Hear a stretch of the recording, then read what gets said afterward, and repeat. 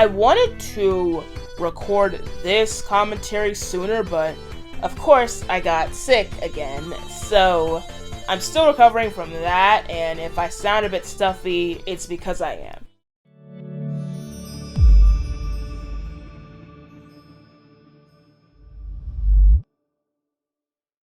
Hello, I'm Miss DS Woman, and in this video I am showing my tier list of Sonic Prime's Season 1 characters.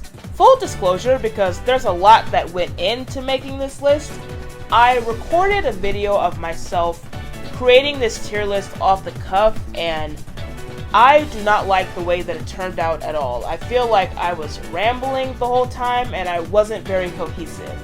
But even though I didn't like the process of making the tier list, I liked the end result. So I decided, instead of making an improvisational tier list video like I've done in the past, I wanted to just share the results and share what characters I picked for each tier. So before we actually get into the characters that I place in each tier, I want to describe what the tiers are and also give my usual disclaimers.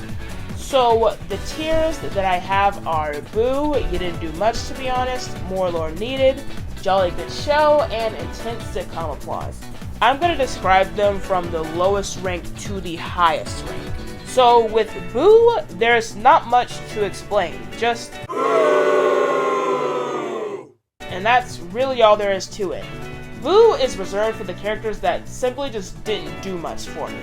Speaking of not doing much, the very next rank is You Didn't Do Much to Be Honest, and this rank is for the characters that were kind of just there. And to elaborate on that, usually when I make tier lists, they're solely like opinion based, but I thought it would be a good idea this time to combine how relevant the characters were in the season with how much I liked or disliked them, and sort of like make a combination of the two for this list. The next tier is More Lore Needed, and for those of you who are unfamiliar with the term lore, I'm going to use the Urban Dictionary definition to define it because it's the best one that I could find.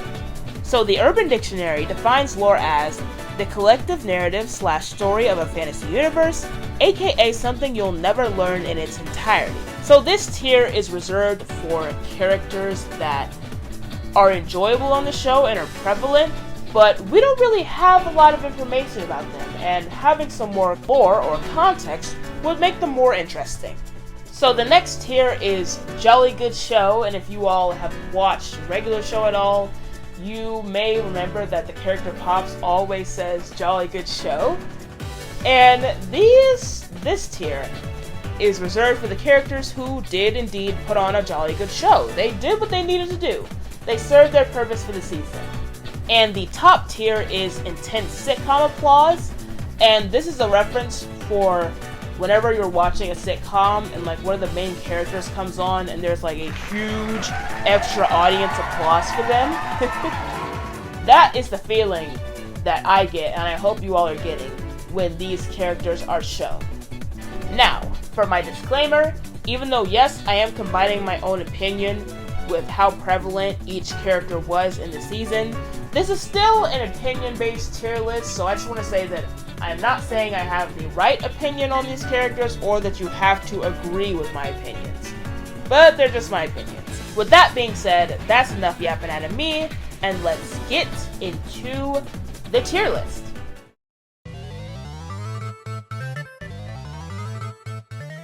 So the way that I'm going to do this is from the bottom tier to the top tier, by just removing the bars you see. And for those who are not looking at the screen, there are like little bars over the tiers. I'm going to remove the bars and list the characters for each specific tier one by one. So we're going to start with BOOO.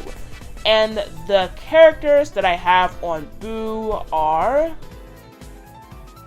Orbot and Cubot. And the reason why I put strictly them here is because I honestly forgot that they were on the show. Like, the fact that I went to the tier list website to find this and I saw that they were characters on it genuinely had me like, what? Because Orbot and Cubot are usually like such good villains. They have a lot of funny jokes. and they're not taken too seriously. And I just feel like there's a lot of comedic value that we could have gotten from them on this show that we didn't. And that made me sad. So yeah, I definitely want to see them more utilized. And you all can let me know if I'm missing something, but they just felt like background characters. And I think they deserve better, so that's why I'm putting their portrayal in BOOO for this tier list.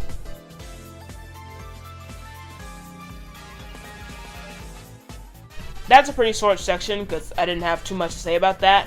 But the next one is You Didn't Do Much, to be honest. And these characters are Mr. Dr. Eggman, Dr. Deep, Gnarly Knuckles, Hangry Cat, Sails, Tails, Black Rose, and Jack from the Pirate Crew. Now, unlike the last tier, I'm going to go through these characters one by one because you can't really group them together like that. So for Mr. Dr. Eggman, I don't know. He is obviously, and I've said this before, I feel like he's a successful version of Dr. Eggman, but it's almost like he's like too perfect. Like there's nothing I can really say about him besides that. You know what I mean? Like most of the other members of the Chaos Council have like significant traits to them that you remember, which kind of makes Mr. Dr. Eggman fall in the shadows. And maybe that's the point because he's like the leader, but I don't know. He just didn't do much for me. Speaking of also not doing much for me, I put Dr. Deep here as well. Another character that I honestly forgot about after watching the first season. Now, this is not to say that he's not unique, but just in comparison to the other Chaos Council members, I don't know. That fight scene with him was pretty cool though. Now, I put Gnarly Knuckles on here because he's definitely the least memorable version of Knuckles. I don't know. It just seems also pretty similar to the Green Hill Knuckles, just starving. And I can honestly say the same for Hangry Cat. Sorry, sometimes I get these names mixed up and say the wrong thing as well. Then I put Sails Tails, pretty much also because he was like the least memorable version of Tails.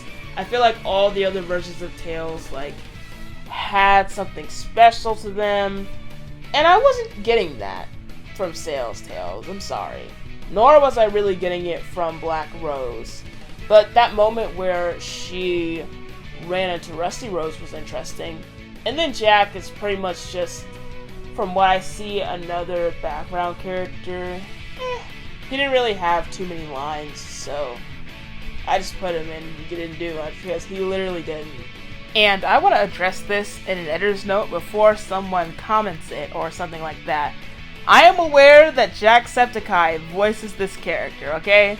Love that for him, but it doesn't necessarily change my opinion of Jack in the series. This is me editing at a much later date. I mean, my sickness has completely healed at this point. But did y'all know that Valkyrie voices Squad Commander Red in this show as well? I had no idea about that fact until I went and looked it up. So good for them.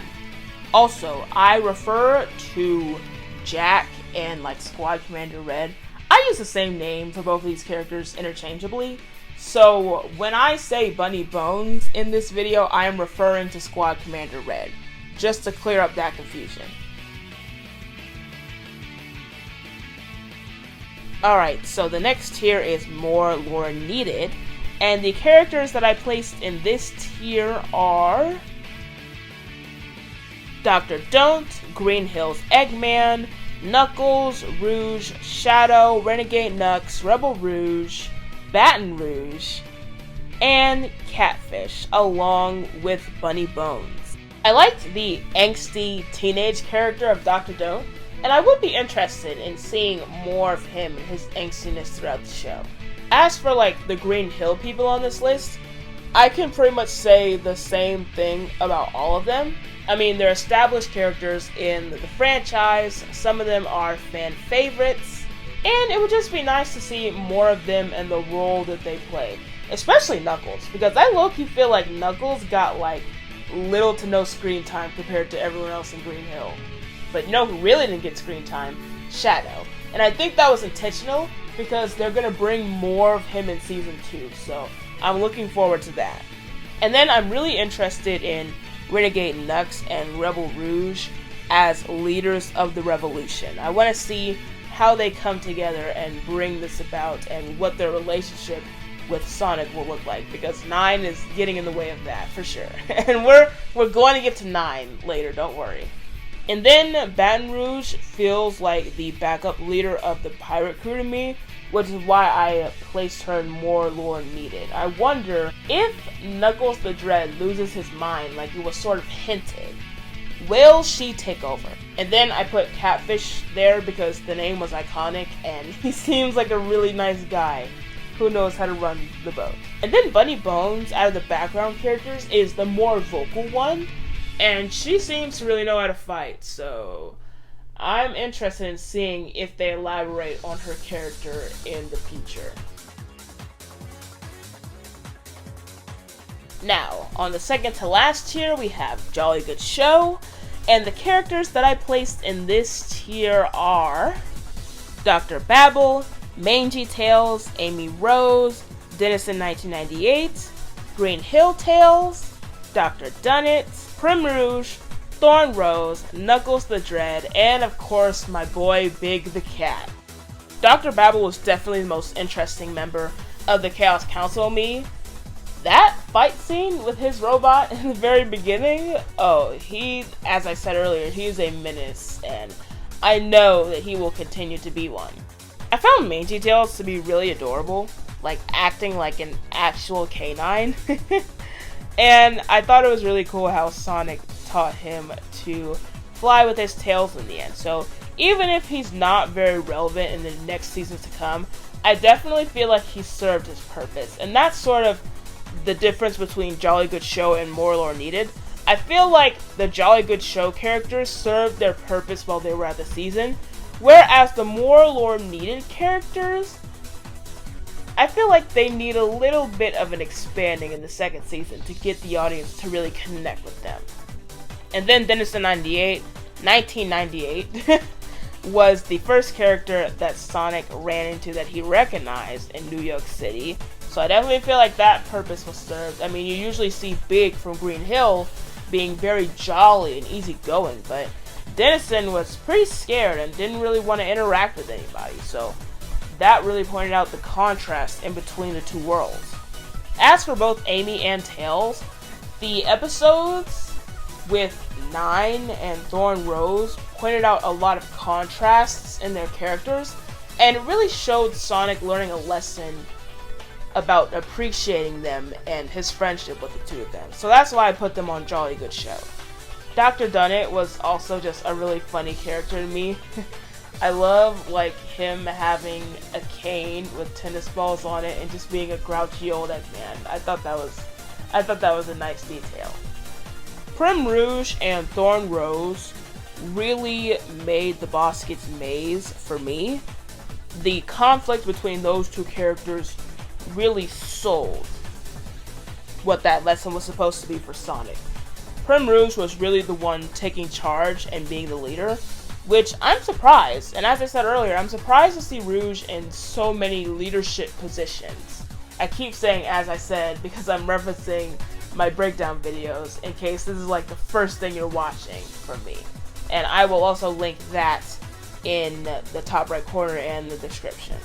As for Knuckles the Dread, I debated putting him in More Lore Needed and Jolly Good Show. Like, if there was a tier in between these two, he would probably go there. But he did sell his role as a very cowardly pirate.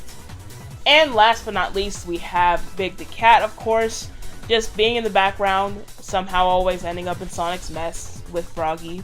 And I feel like he did what he needed to do. He did what he needed to do.